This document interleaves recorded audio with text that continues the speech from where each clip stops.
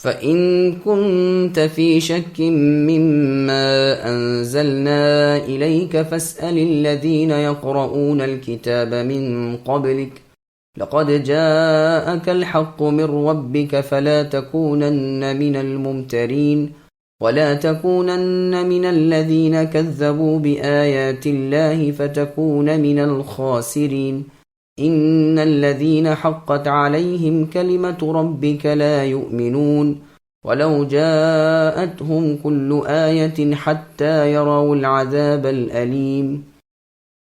پھر اگر آپ اس کی طرف سے شک میں ہوں جس کو ہم نے آپ کے پاس بھیجا ہے تو آپ ان لوگوں سے پوچھ کے دیکھیے جو آپ سے پہلی کتابوں کو پڑھتے ہیں۔ بے شک آپ کے پاس آپ کے رب تعالیٰ کی طرف سے سچی کتاب آئی ہے، آپ ہرگز شک کرنے والوں میں سے نہ ہوں اور نہ ان لوگوں میں سے ہوں جنہوں نے اللہ تعالیٰ کی آیتوں کو جھٹلایا، کہیں آپ تباہ نہ ہو جائیں۔ یقیناً جن لوگوں کے حق میں آپ کے رب تعالیٰ کی بات ثابت ہو چکی ہے وہ ایمان نہ لائیں گے، گو ان کے پاس تمام دلائل پہنچ جائیں جب تک کہ عذاب دردناک کو نہ دیکھ لیں۔ سامعین، اب ان آیتوں کی تفصیل سماعت کیجیے۔ دلائل کے باوجود اہل کتاب کی ہٹ درمی۔ اس آیت میں امت محمدیہ صلی اللہ علیہ وسلم کو ثابت قدم رہنے کی اللہ تعالیٰ ترغیب دے رہے ہیں اور یہ بتا رہے ہیں کہ نبی کی صفت کتب مقدمہ یعنی تورات انجیل میں موجود تھی، جیسا کہ اللہ تعالیٰ نے فرمایا جو لوگ نبی امی کی پیروی کرتے ہیں وہ اس بنا پر کہ رسول اللہ کی صفات کو تورات و انجیل میں لکھا ہوا پاتے ہیں، لیکن اس کے باوجود کہ وہ نبی کی صداقت کو اس عمدگی کے ساتھ جانتے ہیں جس طرح اپنے بچوں کو، پھر بھی اس صداقت کو چھپاتے ہیں، تحریف و تبدیل انجیل میں کر دیتے ہیں، قیام حجت کے باوجود ایمان نہیں لاتے۔ اسی لیے اللہ تعالیٰ نے فرمایا کہ ان پر حق کی حجت قائم ہو چکی ہے، لیکن کیسا ہی ثبوت ان کو کیوں نہ ملے، یہ اس وقت تک ایمان نہ لائیں گے جب تک کہ عذاب کو اپنی آنکھوں سے دیکھ نہ لیں گے، لیکن اس وقت ان کا ایمان لانا کچھ نفع بخش نہ ہوگا۔ قوم کے اسی درجے پر پہنچ جانے کے بعد ہی موسیٰ علیہ السلام نے ان پر بد دعا کی تھی کہ اے اللہ تعالیٰ ان کے اموال فنا کر دیجئے، ان کے دلوں پر مہر لگا دیجئے، عذاب کے بغیر یہ نہ مانیں گے۔ اسی طرح فرمانے والی تعالیٰ ہے کہ اگر ہم ان پر ملائکہ یعنی فرشتے بھی نازل کر دیں اور مردے بھی ان سے بات کرنے لگیں اور ہر چیز ان کے لیے جمع کر دیں، پھر بھی یہ ایمان لانے والے نہیں، اور ان میں سے اکثر تو جانتے ہی نہیں ہیں۔ فلولا كانت قرية آمنت فنفعها إيمانها إلا قوم يونس لما آمنوا كشفنا عنهم عذاب الخزي في الحياة الدنيا ومتعناهم إلى حين۔ چنانچہ کوئی بستی ایمان نہ لائی کہ ایمان لانا اس کو نافع ہوتا، ہاں مگر یونس علیہ السلام کی قوم، جب وہ ایمان لے آئے تو ہم نے رسوائی کے عذاب کو دنیاوی زندگی میں ان پر سے ٹال دیا اور ان کو ایک وقت خاص تک عیش دیا۔ سامعین، ابھی آیت کی تفسیر سماعت کیجیے۔ عذاب دیکھ کر ایمان لانا قبول نہیں ہوتا، مگر قوم یونس کو اللہ نے معاف کر دیا۔ سابقہ امتوں میں سے کوئی بھی امت ساری کی ساری ایمان نہیں لائی جس کی طرف کہ ہم نے اپنے پیغمبر بھیجے تھے، بلکہ آپ سے پہلے بھی اے محمد صلی اللہ علیہ وسلم جو رسول آیا ضرور اس کی تکذیب کی گئی یعنی اسے جھٹلا دیا گیا، جیسا کہ اللہ تعالیٰ نے فرمایا ہے کہ افسوس بندوں پر کہ رسول ان کے پاس آتا ہے اور اس کا مذاق اڑائے بغیر نہیں رہتے، یا یہی کہتے ہیں کہ یہ تو جادوگر ہے یا یہ کہ مجنون ہے۔ جس قریہ میں بھی ہمارا کوئی نبی پہنچا تو وہاں کے خوشحالوں نے یہی کہا کہ ہم تو اپنے آبا و اجداد کے نقش قدم پر چلیں گے۔ حدیث صحیح میں ہے کہ انبیاء میرے سامنے پیش کیے گئے، کسی نبی کے ساتھ بڑی بڑی جماعتیں امتیوں کی تھیں اور کسی نبی کے ساتھ ایک ہی آدمی تھا اور کسی نبی کے ساتھ 2 آدمی اور کسی کے ساتھ تو ایک بھی نہیں۔ پھر موسیٰ علیہ السلام کی امت کی کثرت کا ذکر فرمایا، پھر اپنی امت کی کثرت کا ذکر جس نے کہ مشرق و مغرب کو ڈھانپ لیا تھا۔ غرض یہ کہ قوم یونس علیہ السلام کے سوا کسی ملک کی قوم سب کی سب ایمان نہیں لائی۔ یونس علیہ السلام کی قوم اہل نینوا تھے، ان کا ایمان عذاب دکھائی دینے کے بعد ڈر کی بنا پر تھا۔ عذاب سے ڈرا کر اللہ تعالیٰ کا نبی قوم کے اندر سے باہر نکل گیا تھا۔ اب ان لوگوں کو سخت افسوس ہوا، اللہ تعالیٰ کی پناہ چاہی، اللہ تعالیٰ سے فریاد گزاری کی، اپنے بچوں اور مویشیوں سب کو لے کر اللہ تعالیٰ کے سامنے آ کھڑے ہوئے کہ اللہ سے درخواست کی کہ جس عذاب کی نبی نے خبر دی ہے اور پھر ہم سے جدا ہو گئے ہیں اس کو دور فرما دیجئے۔ اس وقت اللہ نے ان پر رحم کیا، عذاب جو سامنے آ چکا تھا ہٹ گیا، جیسا کہ اللہ پاک فرماتے ہیں کہ قوم یونس جب ایمان لے آئی تو حیات دنیاوی میں ان پر آیا ہوا عذاب ہم نے ہٹا لیا اور جیتے رہنے تک اس عذاب سے ہم نے انہیں بچا لیا۔ مفسرین کا اس میں اختلاف ہے کہ آیا صرف دنیاوی عذاب ہٹایا یا عذاب آخرت بھی ہٹ گیا۔ بعض کہتے ہیں کہ صرف دنیا کا عذاب، کیونکہ آیت سے صرف اسی پر روشنی پڑتی ہے، اور بعض کہتے ہیں کہ اللہ کا قول ہے کہ ہم نے نبی کو 1,00,000 سے زیادہ آدمیوں کی طرف بھیجا تھا، وہ ایمان لائے، چنانچہ میعاد معینہ تک ہم نے انہیں مستفید فرمایا۔ یہاں ایمان کا لفظ مطلق ہے، بلا قید ہے، اور مطلق ایمان تو عذاب اخروی سے نجات دینے والا ہوتا ہے، واللہ اعلم۔ قتادہ رحمہ اللہ نے اس آیت کی تفسیر میں لکھا ہے کہ عذاب آ چکنے کے بعد کوئی قوم ایمان لائے تو نہیں چھوڑا جاتا ہے، لیکن جب یونس علیہ السلام نے اپنی قوم کو چھوڑ دیا اور لوگ سمجھ گئے کہ اب عذاب سے نجات نہیں، تو ان کے دلوں میں توبہ کے جذبات پیدا ہوئے۔ انہوں نے خراب کپڑے پہن کر اپنے کو بدحال بنا لیا، مویشیوں کا گروہ اور ان کے بچوں کا گروہ الگ الگ کیا، اپنے ساتھ بچوں جانوروں تک کو لے گئے، 40 دن تک فریاد و زاری کی۔ اللہ نے ان کے خلوص نیت اور توبہ کی صداقت کو دیکھ کر آ کھڑا ہوا عذاب ان پر سے ہٹا دیا۔ قوم یونس ارض موصل میں نینوا کی رہنے والی تھی۔ یہ روایت تفسیر ابن جریر طبری میں ہے۔ ابن مسعود رضی اللہ عنہ لولا کانت کو ہلا کانت پڑھتے ہیں، غرض یہ کہ یہ عذاب ان کے سروں پر اس طرح منڈلا رہا تھا جیسے تاریک رات میں بادل کے ٹکڑے۔ یہ لوگ اپنے ایک عالم کے پاس گئے کہ ہمیں ایک دعا لکھ دیجئے کہ جس کی برکت سے عذاب ٹل جائے۔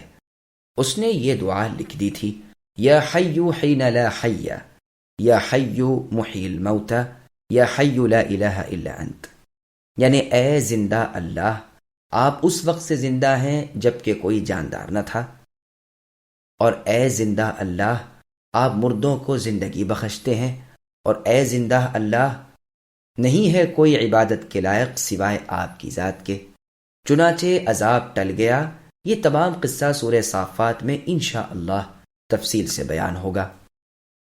وَلَوْ شَاءَ رَبُّكَ لَآمَنَ مَن فِي الْأَرْضِ كُلُّهُمْ جَمِيعًا أَفَأَنْتَ تُكْرِهُ النَّاسَ حَتَّى يَكُونُوا مُؤْمِنِينَ وَمَا كَانَ لِنَفْسٍ أَن تُؤْمِنَ إِلَّا بِإِذْنِ اللَّهِ وَيَجْعَلُ الرِّجْسَ عَلَى الَّذِينَ لَا يَعْقِلُونَ قُلِ انظُرُوا مَاذَا فِي السَّمَاوَاتِ وَالْأَرْضِ وَمَا تُغْنِي الْآيَاتُ وَالنُّذُرُ عَنْ قَوْمٍ لَا يُؤْمِنُونَ فَهَلْ يَنتَظِرُونَ إِلَّا مِثْلَ أَيَّامِ الَّذِينَ خَلَوْا مِن قَبْلِهِمْ قُلْ فَانتَظِرُوا إِنِّي مَعَكُمْ مِنَ الْمُنتَظِرِينَ ثُمَّ نُنَجِّي رُسُلَنَا وَالَّذِينَ آمَنُوا كَذَلِكَ حَقًّا عَلَيْنَا نُنْجِي الْمُؤْمِنِينَ۔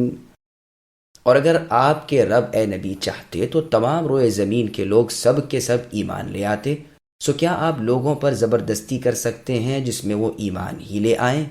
حالانکہ کسی شخص کا ایمان لانا اللہ کے حکم کے بغیر ممکن نہیں، اور اللہ تعالیٰ بے عقل لوگوں پر گندگی واقع کر دیتے ہیں۔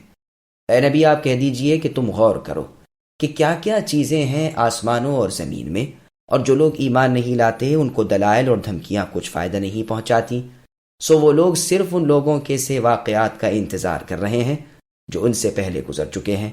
آپ فرما دیجئے کہ اچھا تو تم انتظار میں رہو، میں بھی تمہارے ساتھ انتظار کرنے والوں میں ہوں۔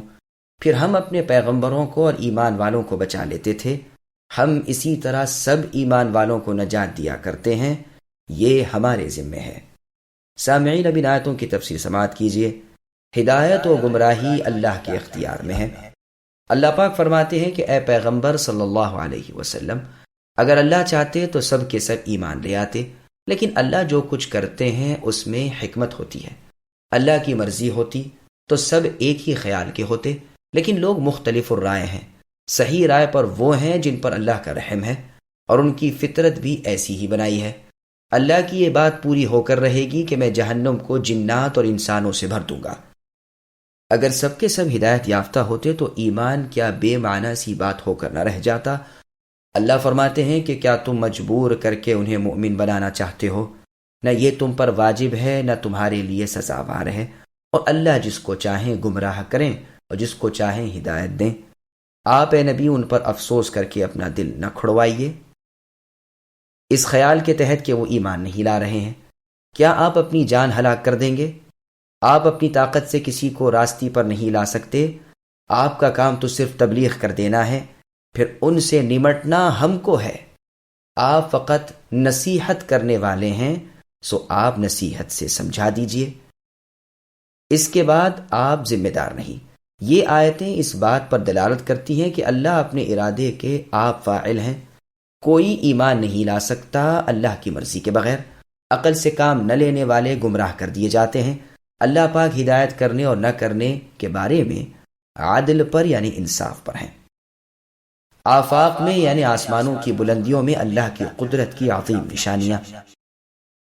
اللہ تعالیٰ اپنے بندوں کی رہنمائی فرما رہے ہیں کہ ساری کائنات میں ہماری جو نشانیاں جیسے آسمان، ستارے، سیارے، سورج و چاند، دن اور رات پھیلی ہوئی ہیں، ان پر نظر بصیرت ڈالو کہ رات میں دن اور دن میں رات کیسے داخل ہو جاتی ہے، کبھی دن بڑا اور کبھی رات بڑی، آسمان کی بلندی اور پھیلاؤ، ستاروں سے اس کی زیب و زینت، آسمان سے پانی برسنا، زمین کا سوکھ جانے کے بعد پھر زندہ و سرسبز ہو جانا، درختوں میں پھل پھول کلیاں پیدا ہونا، مختلف نباتات کا اگنا، مختلف نوع کے جانور، ان کی شکلیں الگ الگ، ان کے رگ، ان کے افادات یعنی ان کے فائدے سب الگ الگ، پہاڑ، چٹیل میدان، جنگل، باغات، آبادیاں اور ویرانے، سمندر کی تہہ کے عجائبات، موجیں، ان کے مد و زجر، اس کے باوجود سفر کرنے والوں کے لیے سمندر کا مسخر ہو جانا، جہازوں کا چلنا، یہ سب اللہ قادر کی نشانیاں ہیں جس کے سوا کوئی دوسرا اللہ ہے ہی نہیں۔ لیکن افسوس کہ یہ ساری نشانیاں کافروں کے غور و فکر کا کچھ بھی سبب نہیں بنتی۔ اللہ کی دلیل ثابت ہو چکی ہے۔ ایمان نہیں لاتے ہیں، نہ لائیں، یہ لوگ تو انہی عذاب کے دنوں کا انتظار کر رہے ہیں جس سے سابقہ پہلے کی قوموں کو پڑا تھا۔ اے نبی صلی اللہ علیہ وسلم کہہ دیجئے کہ وقت کا انتظار کرو، میں بھی تمہارے ساتھ انتظار کرتا ہوں، اور جب ختم انتظار پر عذاب آ جائے گا تو پھر ہم اپنے رسولوں کو بچا لیں گے اور ان کی امت کو بھی، اور پیغمبروں کا انکار کرنے والوں کو ہلاک کر دیں گے۔ اللہ تعالیٰ نے اپنے ذمے لے لیا ہے کہ مؤمنین کو بچا لیں، جیسے کہ نیکوکاروں پر رحمت اپنے ذمے لے لی ہے۔ بخاری اور مسلم میں ہے کہ نبی صلی اللہ علیہ وسلم نے فرمایا کہ اللہ کی کتاب لوح محفوظ جو عرش پر ہے، اس میں لکھا ہوا ہے، اللہ نے اپنے ہاتھ سے لکھا کہ میری رحمت میرے غضب یعنی غصے پر غالب ہے۔